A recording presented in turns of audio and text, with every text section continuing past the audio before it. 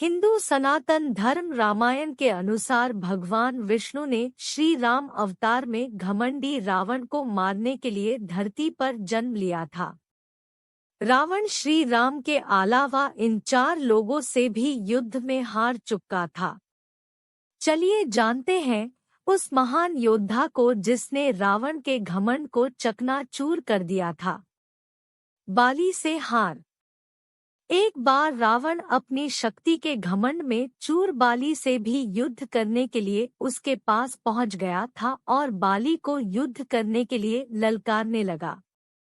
बाली उस समय सूर्य देव की पूजा कर रहा था और रावण के बार बार पुकारने पर उसकी पूजा में बाधा उत्पन्न हो रही थी। इस तरह बार बार रावण के पुकारने पर बाली काफी क्रोधित हो उठा और उठकर रावण को अपना बाजू में दबा लिया। बाली इतना बलशाली था कि वह हर रोज सुबह 4 समुद्रों की परिक्रमा करता था।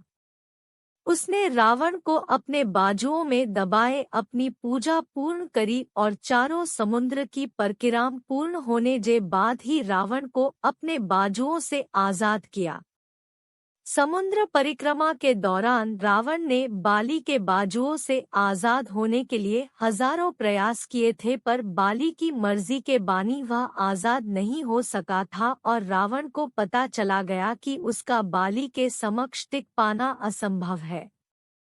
रावण बाली से मित्रता कर लंका लौट गया। महाबली सहस्त्रबाहु अर्जुन।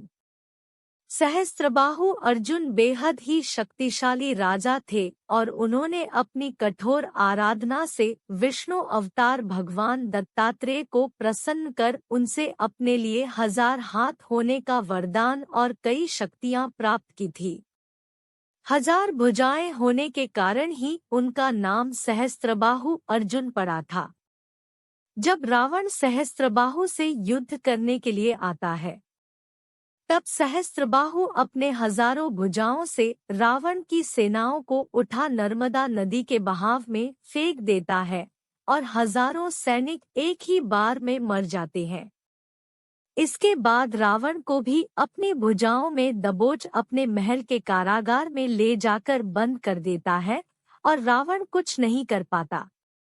जिसके बाद रावण के दादाजी ही सहस्त्रबाहु अर्जुन के पास जा रावण को छोड़ने का आग्रह करते हैं और रावण को आजाद कराते हैं।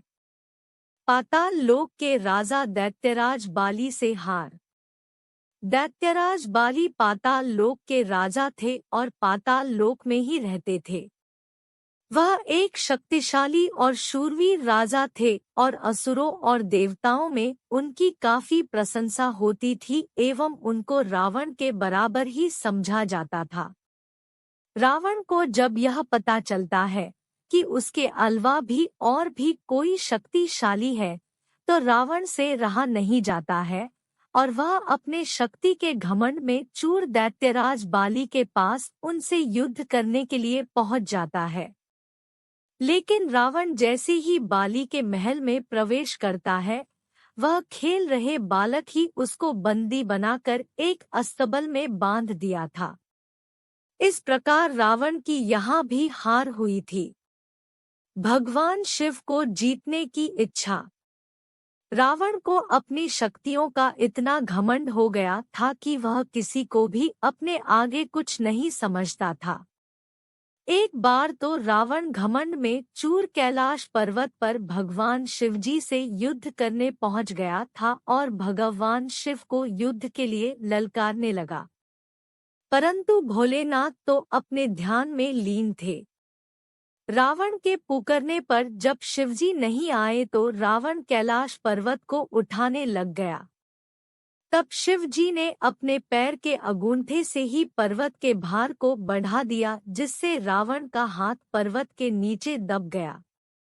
बहुत प्रयत्न करने के बाद जब हाथ पर्वत से नहीं निकला तब रावण ने भगवान शिव को खुश करने के लिए उनका ध्यान करने लगा।